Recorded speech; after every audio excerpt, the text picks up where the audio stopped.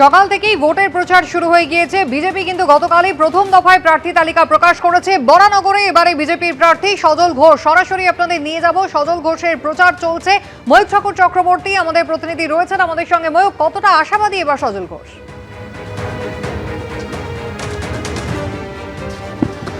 দেখো, এই মুহূর্তে আমরা বরানগরের ৫৫ তলায় রয়েছি। এখানে বজরংবলীর মন্দিরে পুজো দিয়ে প্রচার শুরু করবেন বিজেপি নেতা সজল ঘোষ। গতকালই বিজেপির তরফ থেকে ক্যান্ডিডেট লিস্ট অ্যানাউন্সমেন্ট হয়েছে এবং সেই ক্যান্ডিডেট লিস্টে বরানগর বিধানসভায় এবারও প্রতিদ্বন্দ্বিতা করবেন সজল ঘোষ।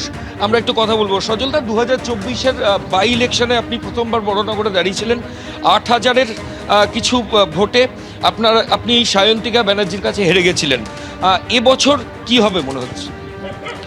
100% জিতবো, 100% জিতবো। হ্যাঁ, 100% জিতবো। গতবার আমি কেমনভাবে হেরেছিলাম আপনাদের কাছে ব্যাখ্যা করতে হবে না, আপনাদের কাছে আমি ব্যাখ্যা করব না, আপনাদের কাছে ব্যাখ্যা করতে লাগবে না। আশা করি সেই নির্বাচন ওরা করতেও পারবে না, আর আমিও করতে দেবো না। আমি মানে আমরা অলওয়েজ। 35,000 মার্জিন ছিল 2021-এ, 8,000 ভোটে হেরেছি, মানে 27,000 প্লাস হয়েছে। ওদের ভোট কমেছে, এবারও আরও 27,000 কমা। একটা কোয়েশ্চেন, এখানে সিপিএম একটা ভাইটাল, কারণ এখানে আরএসপি ক্যান্ডিডেট হতো আগে, কিন্তু গত 2024-এর নির্বাচনে আমরা দেখলাম এখানে সিপিএম ক্যান্ডিডেট তন্ময় ভট্টাচার্য ছিলেন, এবারও সায়নদীপ মিত্র।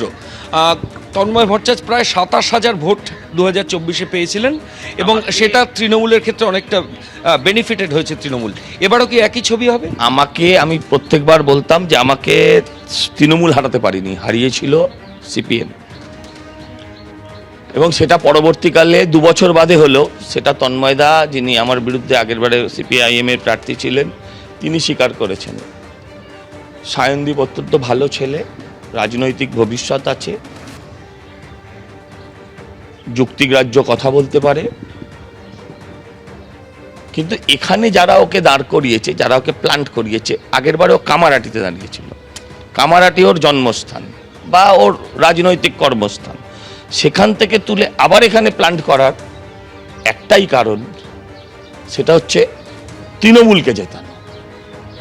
আর আমি বুঝি, আমি সিপিএম কর্মীদের কাছে আবেদন করবো, নেতাদের কাছে করে লাভ নেই, ওরা এটা বুঝবেন না। ওরা তো মার খায় না, মার খায় গলির ছেলেটা। তো আমি তাদের কাছে আবেদন করব যে যেখানে আমরা জিতবো না, সেখানে আমরা তৃণমূলকে হারাবো। একই কথা আপনারাও বলুন। তৃণমূল এখনো ক্যান্ডিডেট লিস্ট অ্যানাউন্সমেন্ট করেনি, সম্ভবত আজকেই করবে। ওরা বলছে যে বরানগরের এনার্জি সায়ন্তিকা ব্যানার্জি। এখন এনার্জি অ্যালার্জিতে পরিণত হবে কিনা সেটা আর কয়েকটা ঘন্টা বাদেই বোঝা যাবে, কয়েকদিন বাদেই বোঝা যাবে এনার্জি না অ্যালার্জি। হ্যাঁ, তো আমার ওইসব নিয়ে আমাদের কিছু যায় আসে না। হ্যাঁ, সায়ন্তিকা হন, দেবী হন বা অন্য কেউ হন, লড়াইটা মমতা ব্যানার্জির সঙ্গে, লড়াইটা তৃণমূল দলের সঙ্গে। কোনো ব্যক্তি এখানে খুব একটা মূল্যবান নয়। অনেক ধন্যবাদ। আমরা সজল ঘোষের সঙ্গে কথা বলছিলাম। বজরংবলীর মন্দিরে এই মুহূর্তে পুজো দিতে যাচ্ছেন। বরানগরের 5 নম্বর ওয়ার্ড বজরংবলী মন্দির, সেখানে পুজো দিতে যাচ্ছেন বিজেপির প্রার্থী সজল ঘোষ। আজকে গতকাল ক্যান্ডিডেট লিস্ট অ্যানাউন্সমেন্ট হয়েছে এবং তারপর যে ছবি আমরা দেখলাম যে আজকে সকাল থেকে বরানগরে কিন্তু প্রচার শুরু করে দিয়েছেন সজল ঘোষ। এই মুহূর্তে দীপ্তেন্দু চক্রবর্তী আমাদের ক্যামেরা পার্সন সরাসরি যে ছবি দেখাচ্ছে যে বরানগরের ৫৫ তলা 5 নম্বর ওয়ার্ড গঙ্গার ধারে বজরংবলী মন্দির, সেখানে পুজো দিয়ে নমস্কার করে এই মুহূর্তে 2026-এর বিধানসভা নির্বাচনের যে প্রচারের যে যাত্রা, সেটা শুরু করলেন বরানগরের বিজেপি প্রার্থী সজল ঘোষ। ময়ূক, ধন্যবাদ।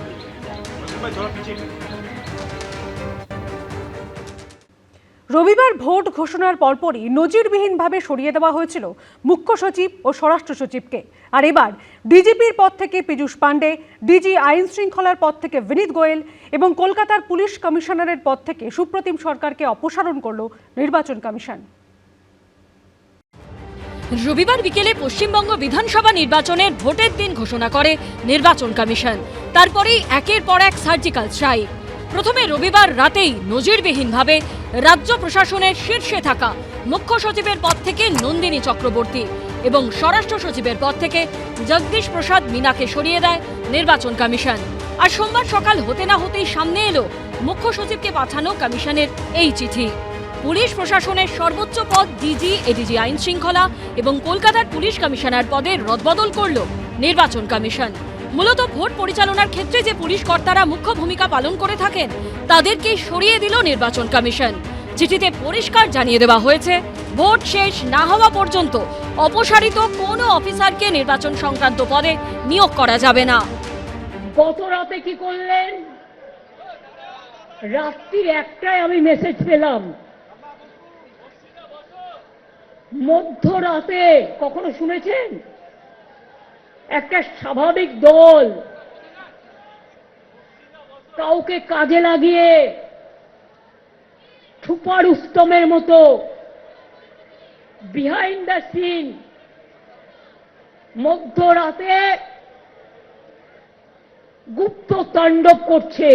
ওদেরকে সরালে শুধু হবে না, ওদেরকে অন্য রাজ্যে পাঠাতে হবে। আর সবচেয়ে আগে যেটা করা দরকার, পুলিশ ওয়েলফেয়ার বোর্ডকে ডিফাঙ্ক করা দরকার। হোম ডিপার্টমেন্টের যে অর্ডার আছে সেই অর্ডারটাকে উইথড্র করে পুলিশ ওয়েলফেয়ার বোর্ডকে কমপ্লিটলি ক্লোজ করে দেওয়া দরকার।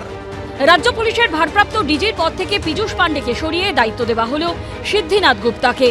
ডিজি আইন শৃঙ্খলার পদ থেকে বিনীত গোয়েলকে সরিয়ে এডিজি আইন শৃঙ্খলা করা হলো অজেয় মুকুন্দ রানাডেকে। রাজ্য পুলিশের 2 শীর্ষ পদে রদবদলের পাশাপাশি কলকাতার পুলিশ কমিশনার সুপ্রতিম সরকারকে অপসারণ করে কলকাতার নতুন পুলিশ কমিশনার করা হলো অজয় কুমার নন্দকে। চিফ সেক্রেটারি বাঙালি মহিলা, ওরা অ্যান্টি উইমেন। আগে নিয়ম ছিল আমাদের স্টেট গভর্নমেন্টের কাছে লিস্ট চাইতেন, আমরা 3টে করে নাম পাঠাতাম, তার থেকে ওনারা সিলেক্ট করতেন। এ সুমোটো যেন মগের মুলুক, যেন দিল্লি কা লাড্ডু, যেন জমিদারি, জমিদার জোকদার, কালোদার।